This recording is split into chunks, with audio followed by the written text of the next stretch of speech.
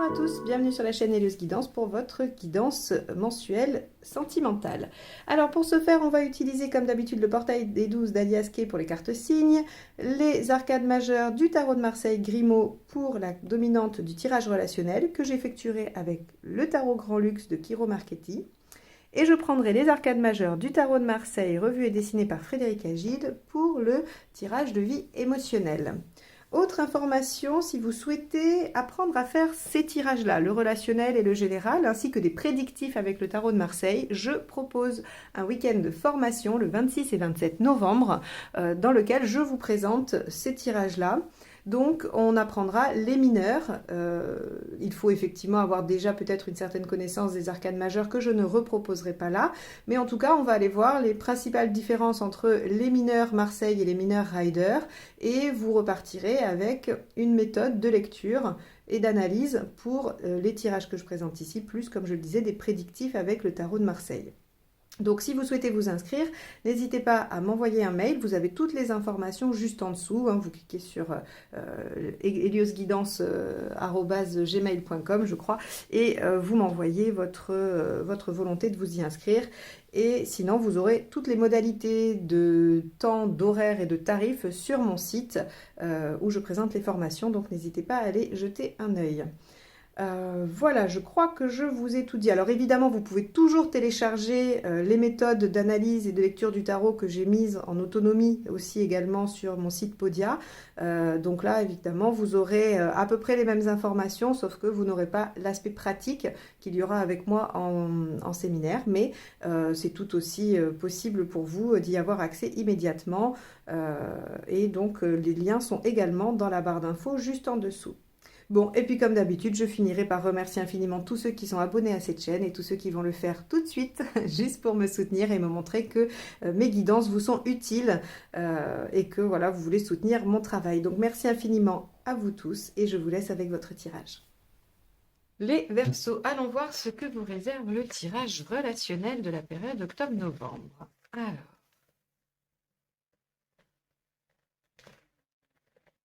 Hop, on va aller voir la dominante.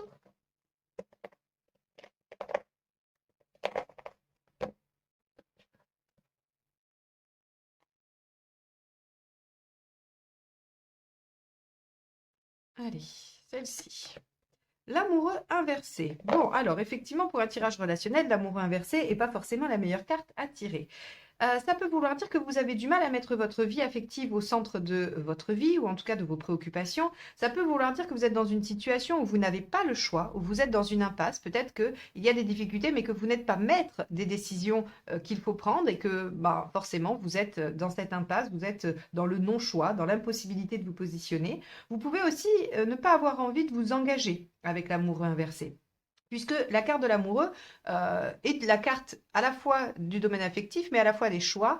Elle parle, ou il parle, l'amoureux, de l'engagement dans une direction, dans une voie. Et dans une voie que l'on suit avec son cœur. Ok, bon, on va aller voir ce que ça nous dit dans le tirage relationnel. Donc, on va aller voir l'état d'esprit du partenaire.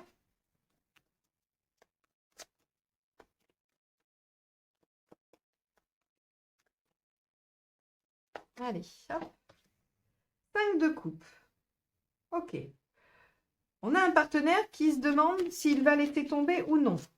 Le 5 de coupe, c'est vais-je réussir à laisser ce que j'ai pour aller vers autre chose, vers une nouveauté, vers une évolution. Mais est-ce que je vais y arriver parce que finalement, je tiens à ce que j'ai. Vous voyez ces 3 coupes là qui sont grises, qu'elles laissent tomber, qui ont l'air de voler vers l'arrière. Et puis, on a ces 2 coupes là qui sont toutes belles, toutes dorées. On voit qu'il y a cette notion de est-ce que je vais être capable de laisser 3 coupes pour seulement 2, mais que je suppose mieux.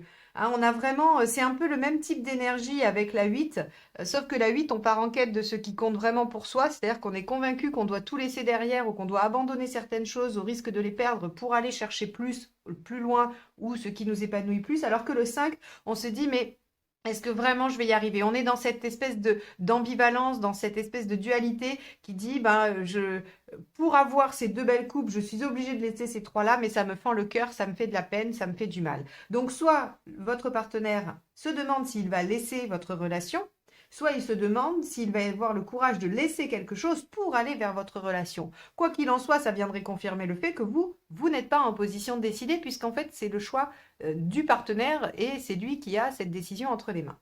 Bon, on va poursuivre, on va aller voir ce que ça nous dit de plus.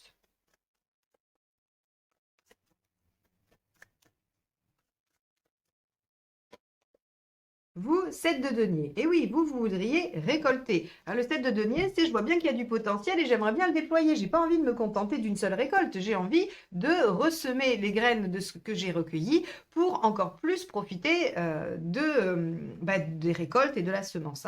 Ça, c'est l'image que je prends toujours avec ce fameux pied de tomate. Vous avez planté un pied de tomate, vous êtes super heureux, il vous en a donné 3 ou 4 kilos. Alors, le 7 de denier, c'est soit vous mangez vos 7 kilos de tomates et puis ça s'arrête là, mais vous avez eu une récolte, soit vous replantez absolument toutes les graines de ces 7 kilos de tomates et vous avez un champ entier de plants de tomates qui vous donne encore plus. Donc voilà, c'est vraiment le 7 de denier, c'est quel potentiel est logé dans ce que je recueille déjà. Et là, on voit que peut-être qu'il y a déjà des choses dans cette relation, qu'il y a un début, qu'il y a une base, qu'il y a oui, des petites choses positives, mais vous voulez déployer ça encore plus. Or, visiblement, ça demande au partenaire de lâcher certaines choses qu'il a du mal de lâcher.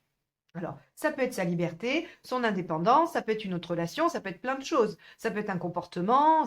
En tout cas, on voit bien que le partenaire est un petit peu en difficulté pour lâcher des choses, alors que vous avez envie de déployer le potentiel de la relation. Mais avec l'amour inversé, on a l'impression qu'effectivement, c'est pas vraiment entre vos mains. Alors, on a l'empereur qui a sauté.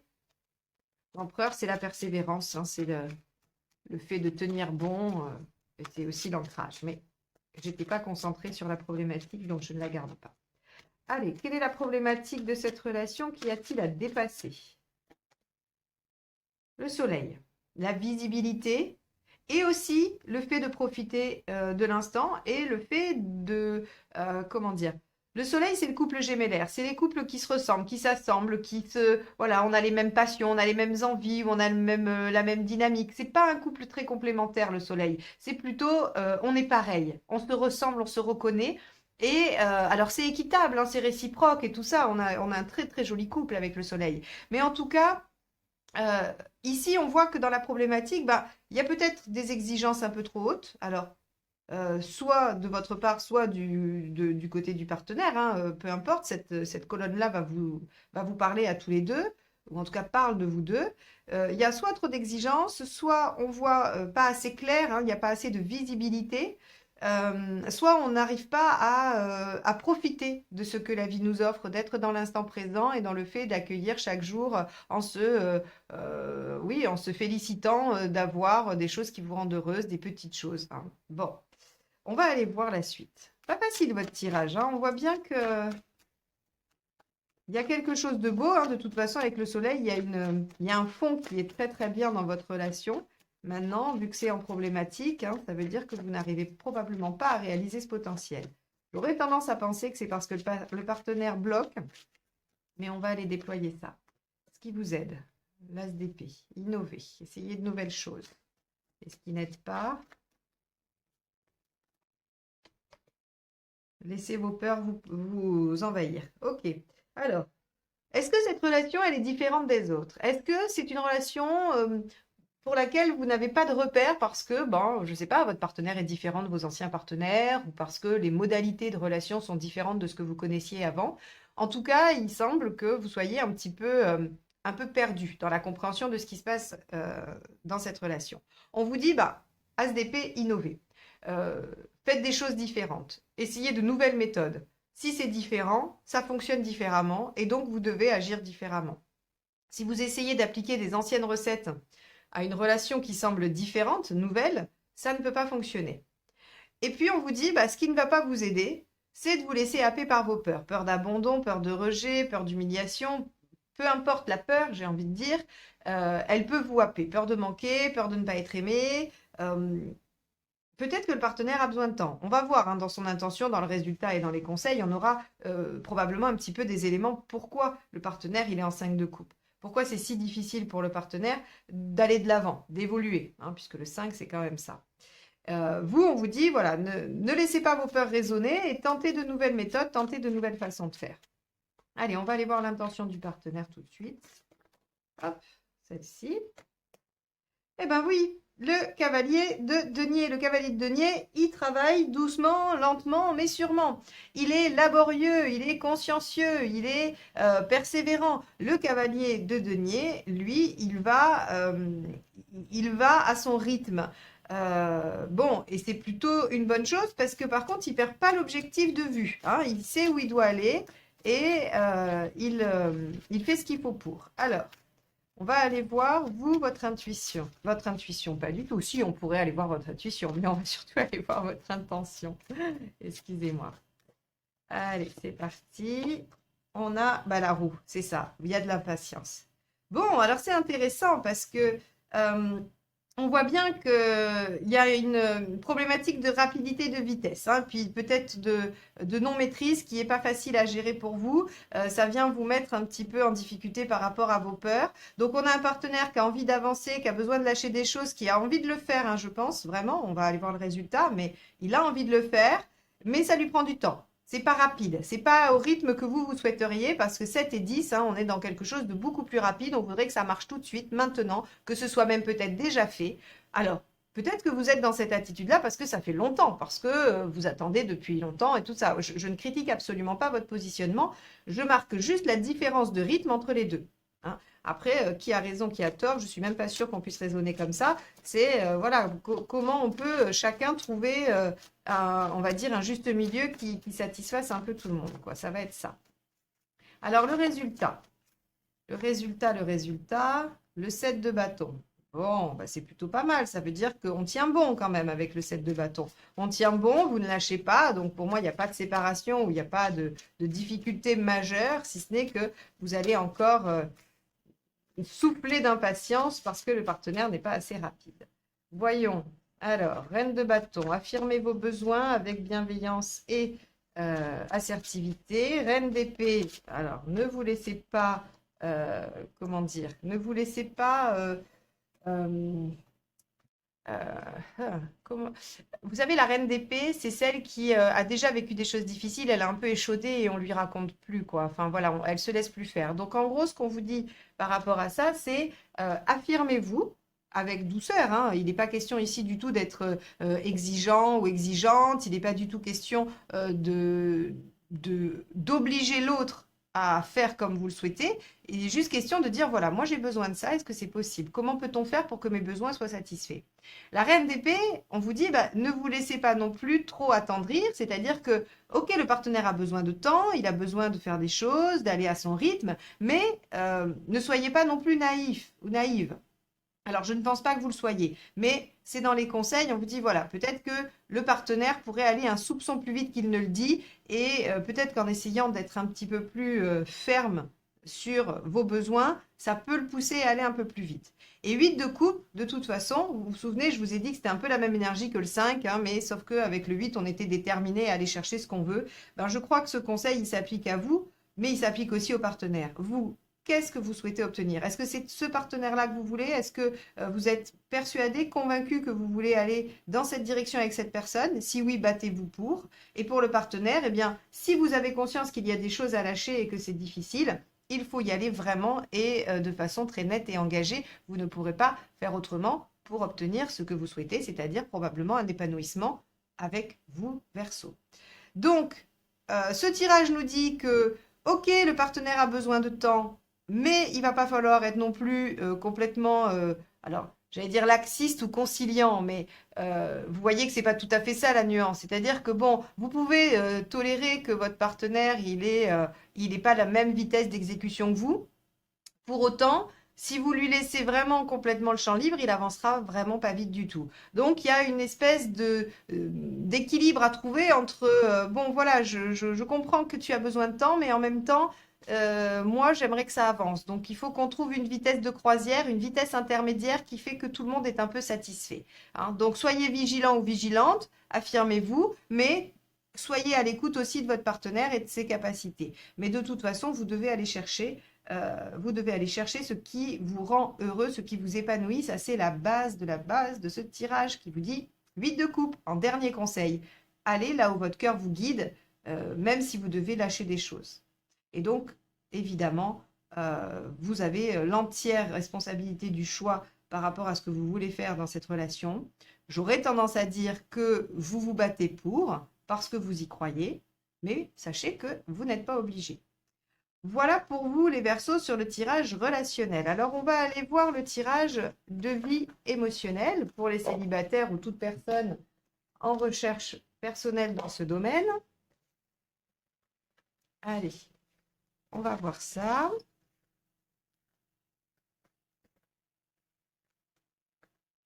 Hop.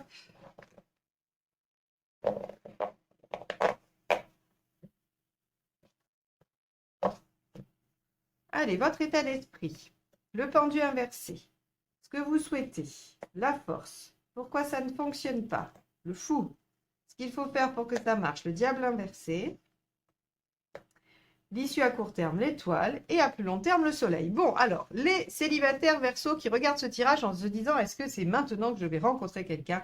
Eh bien, j'aurais tendance à dire que fin octobre, début novembre, il y a effectivement la possibilité d'être heureux en couple, ou en tout cas en relation. Donc, super, très bien. Maintenant, on va aller détailler un petit peu comment vous arrivez là, puisque c'est la dernière carte. Et pour ceux qui ne sont pas en recherche de partenaires ou autres, qui sont juste en développement personnel sur le plan émotionnel, on va aller voir en quoi cela consiste pour cette période. Alors, le pendu inversé nous dit que vous avez envie de vous libérer de choses contraignantes. Vous avez envie d'arrêter d'être soumis à une situation, à un modèle, ou peu importe. En tout cas, vous avez envie de vous détacher, de vous libérer et de trouver des solutions à votre situation. Alors avec la force, vous avez l'intention de rééquilibrer les choses à l'intérieur de vous-même. Soit l'émotionnel était trop intense et vous allez le contrôler par le mental, soit il n'y avait que le mental et vous ne laissez pas assez de place à l'émotionnel et vous allez réguler ça. Quoi qu'il en soit, votre intention avec la force, c'est de prendre soin de vous recentrer sur ce qui compte pour vous et d'équilibrer les forces à l'intérieur. Hein, c'est vraiment l'équilibre parfait, la force, c'est je ne laisse pas une part de moi dominer l'autre. Alors, pourquoi ça ne marche pas? Pour ceux pour qui ça ne marche pas, attention, si ça marche très bien, on va direct au résultat et pas de souci. Hein, on va aller détailler pour ceux qui ont effectivement cet état d'esprit, mais où les choses ne fonctionnent pas. Le masque, qui nous dit, c'est que le problème, c'est qu'on s'est lancé dans l'aventure sans trop y réfléchir. Alors, oui, c'est l'énergie du pendu à l'envers, c'est-à-dire, hop, je me libère et puis advienne que pourra. Sauf que dans le advienne que pourra, il n'y a pas d'objet cible, il n'y a pas d'objectif, il n'y a pas de finalité. On a juste décidé de poser des actions qui n'ont peut-être pas forcément de sens ou de lien entre elles. Et donc, forcément, ça crée un résultat un peu déstabilisant, un peu incohérent, ou en tout cas, ça peut aussi ne pas donner du tout de résultat. Alors, on vous dit avec le diable inversé que l'essentiel, c'est de revenir justement à l'essentiel. Le diable inversé, il va nous parler d'ascétisme, il va nous parler de tout ce qui est à l'inverse du superficiel. Donc, oui, l'essentiel, le primordial, j'allais dire. Mais finalement, dans cette libération, dans cette quête de changer les choses pour vous au niveau relationnel, c'est quoi le noyau? C'est quoi le nœud du problème? Ok, vous pouvez vouloir tout révolutionner dans votre vie, évidemment, vous avez le droit, mais on vous dit, si vous partez dans tous les sens, dans toutes les directions avec le mât, vous n'allez pas aboutir à quelque chose de cohérent ou qui vous convient. Parce que c'est comme si vous décidiez, bon, alors je vais, je vous dis une bêtise, hein, je vais à Paris, je suis au milieu d'un champ, je décide de partir dans cette direction, mais je ne sais absolument pas ce que cette direction représente. Est-ce que c'est le nord, le sud, l'ouest voilà, vous dites juste, je vais commencer en partant par là, et puis je verrai bien à un moment donné, ça finira bien par m'amener à Paris, je tomberai bien sur un panneau ou quelque chose comme ça. Bon, c'est pas forcément la méthode la plus efficace, et on vous dit, il faut revenir à quelque chose de primordial. Si l'objectif c'est Paris, eh bien il faut déjà savoir dans quel sens on va marcher. Et le sens, eh bien vous le trouverez avec une boussole. Alors, cette métaphore pour vous dire, si c'est une relation équilibrée, harmonieuse, avec des points communs, ceci ou cela que je cherche, eh bien, il faut que je me mette en condition, il faut que j'aille dans les endroits, il faut que je mette les choses en œuvre pour rencontrer les gens qui vont correspondre à ça. Hein, si par exemple, je ne sais pas, moi, vous êtes danseur, vous adorez ça, et vous voulez rencontrer quelqu'un qui partage votre passion. Eh ben, vous n'allez peut-être pas aller vous inscrire dans le cercle des philatélistes de votre ville parce que vous aurez plus de chances de trouver un passionné de timbre qu'un danseur. Voyez? Alors c'est très bête, hein, mes exemples sont très bêtes, mais c'est juste pour que vous puissiez avoir une représentation imagée de ce que je veux dire. Donc là, on vous dit, bah, revenez à l'essentiel. Quel est votre essentiel? Qu'est-ce que vous cherchez à guérir, hein, précisément? C'est-à-dire, par exemple, vous pourriez être en train de vous dire, j'aimerais bien me défaire de mon angoisse d'abandon. Eh bien, pour me défaire de mon angoisse d'abandon, je vais accepter la première relation qui vient et m'y abandonner. Ça pourrait être le fou. On vous dit non. Si vous voulez régler votre angoisse d'abandon, c'est quoi l'essentiel? C'est d'aller vous remettre en sécurité intérieure pour ne plus avoir peur d'être abandonné. C'est bien ça le principal. Donc ici, le diable inversé vous dit, revenez à l'essentiel, à la problématique de base, qu'est-ce qu'il y a à équilibrer pour pouvoir ouvrir la porte à soit une guérison émotionnelle, soit une rencontre. Alors l'étoile, elle est sympa parce qu'elle vous dit dans un premier temps, ce qui va se passer, c'est que vous allez avoir un coup de bol, vous allez avoir un aiguillage du ciel, une synchronicité, peu importe. Hein. On va vous apporter la bonne réponse, la bonne personne, au bon moment, qui va vous aider à cheminer dans cette direction. Et puis le résultat, bah, il est magnifique parce qu'il vous dit bah, soleil. Donc si vous voulez une rencontre, vous l'avez. Si vous voulez une guérison, bah, évidemment, vous y voyez plus clair, vous réouvrez votre cœur et vous êtes en capacité d'accéder au plaisir de l'instant présent, le partage et tout ça. Donc c'est absolument merveilleux. Je pense que voilà, vous devriez être assez satisfait les Verseaux sur la fin de cette période et j'en suis ravie pour vous. Bon, et ben voilà pour votre tirage de vie émotionnelle. J'espère qu'il vous aura aidé à cheminer, à réajuster hein, la direction que vous prenez. Et puis ben, n'hésitez pas à me mettre dans les commentaires waouh, ça y est, je suis en soleil, j'ai rencontré quelqu'un, ou c'est chouette, ou j'y vois plus clair, je me sens guérie. Je serai ravie de vous lire. Bon, eh bien, les Verseaux, je vous souhaite un bon mois d'octobre, un bon début novembre, et je vous dis à très très vite pour de nouvelles guidances. Bye bye!